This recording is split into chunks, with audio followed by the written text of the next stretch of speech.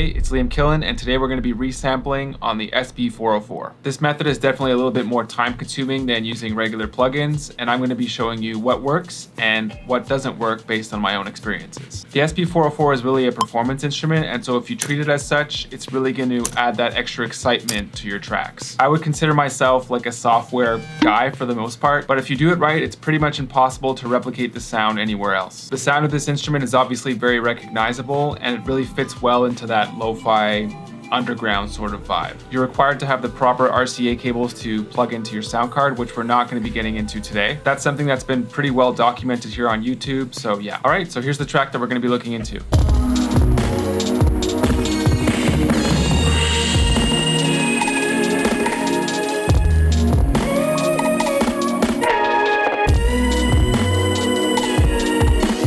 What you just heard is the final version of the track. It's like the slowed down, slinkier version. It's been pitched down through my Tascam Portastudio 424 MK2. And so I have the original version right here. This is what it sounds like at original tempo.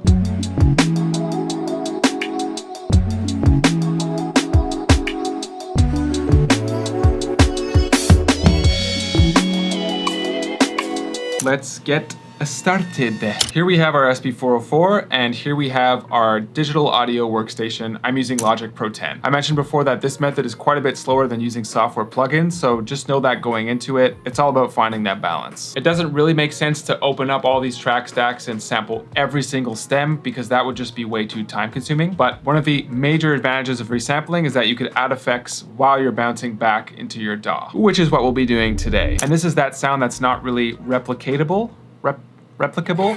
It's just not possible to replicate that anywhere else. I suggest that you bounce your tracks into stacks. So in Logic Pro 10, they're called track stacks. I actually have a video going into that if anyone's interested. I'll link it above and also in the descripciones. I'm not sure what the term is in other DAWs, but I'm pretty sure that they all have this feature. Left the fan on again. Sorry about that, guys. I'm gonna have to edit that out somehow, hopefully, with some software. Going back to the track stack, so I've organized that by instrument. We have synth, synth lead, bass, drums, and vocode. This technique is really forcing us to commit to parts, so just make sure that you're happy with your mix before bouncing through your SP404. Otherwise, you're just wasting your time, and we don't want that. We don't. We'll get straight into it with drums and bass. Generally, I resample drums and bass separate, so this is also an experiment for me, and we'll see if it works.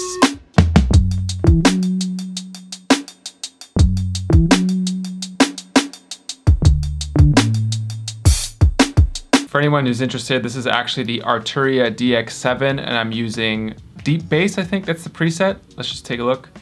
Deep bass. This is my go-to for this sort of vibe, pop or lo-fi hip hop kind of stuff, like this. First thing, we need to bounce this into the 404, so I'm gonna change my routing on my bass and drums to output 7 and 8. Might be different for yours depending on your routing.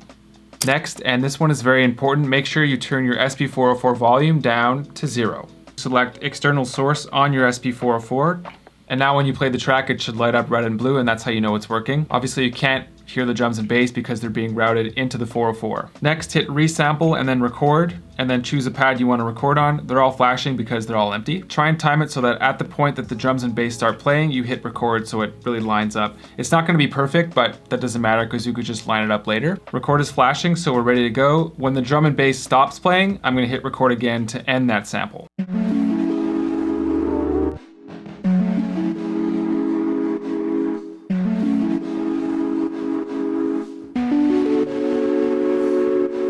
So now we have those drums and bass in pad 1. I'm going to turn the volume back up. I'm going to create a new track, call it drum and bass. Make sure your routing is all correct here. So for me, it's input 1, 2. Now I can play this back and see what the drums sound like. Pad 1.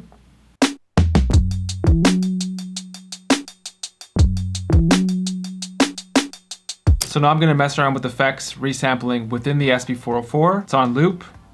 Here we go.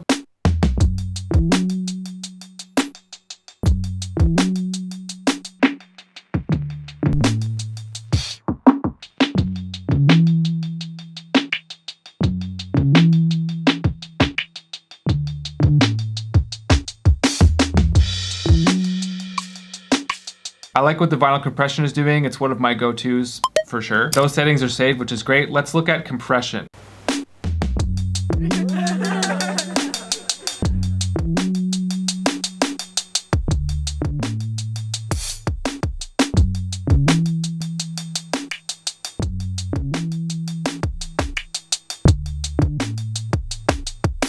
Nah, that's a bit too intense. By the way, if you need some quick tips about maneuvering through the SP404, I actually have a video on that as well, linked up above and in the description. Let's try this one last time with vinyl simulation before resampling in the SP404.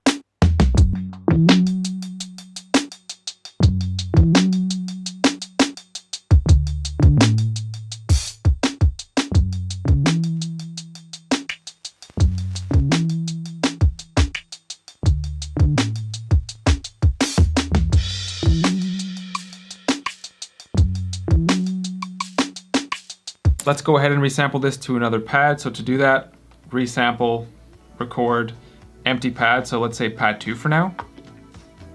And I'm gonna record pad 1.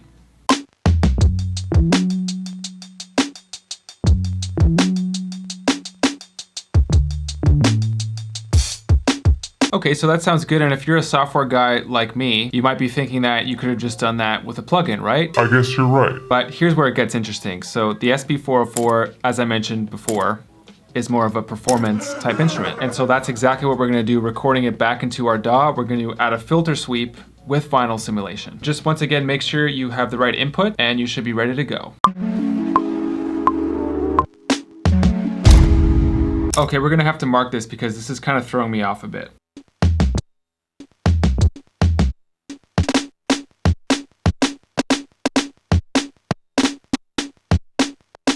Try it again.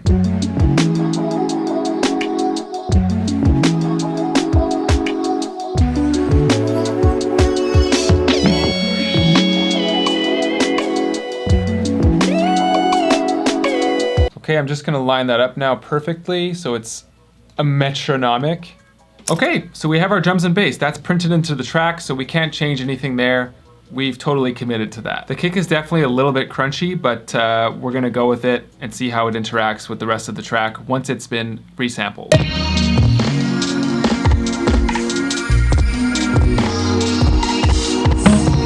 Okay, so now we're gonna commit even harder. We're gonna route synth and vocode together just because they're kind of in the same frequency. Let's get it to the 404, so we're gonna drop this volume, exit source. We'll hit record onto pad 3, and I'll try and line it up.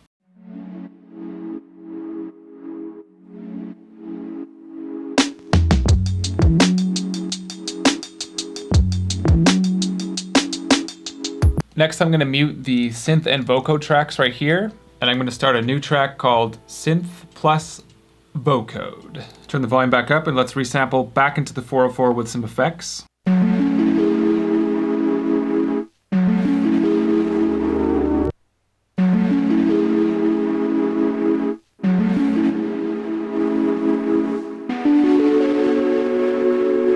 I like that reverb, so let's resample it, resample, record onto pad 4, and we're recording pad 3. Here we go.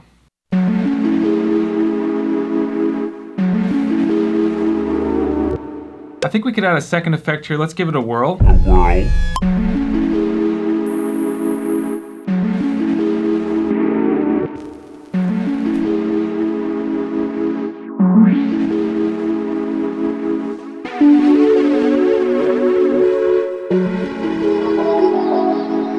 Yeah, a little bit of chorus. Resample, record onto pad 5, recording pad 4. Here we go.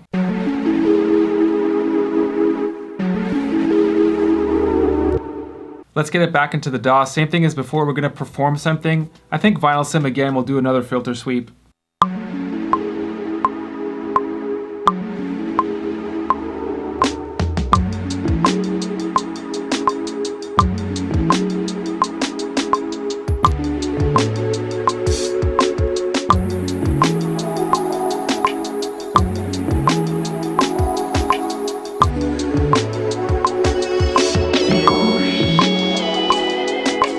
There's one last element to go, and that's the synth lead. Let's hear it.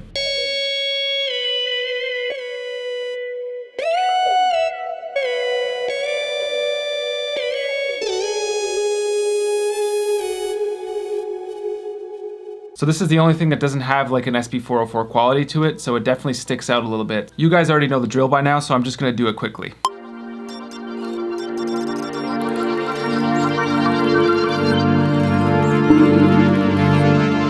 Great, I'm super happy with that. I'm just gonna do a quick little mix and then show you guys what I have.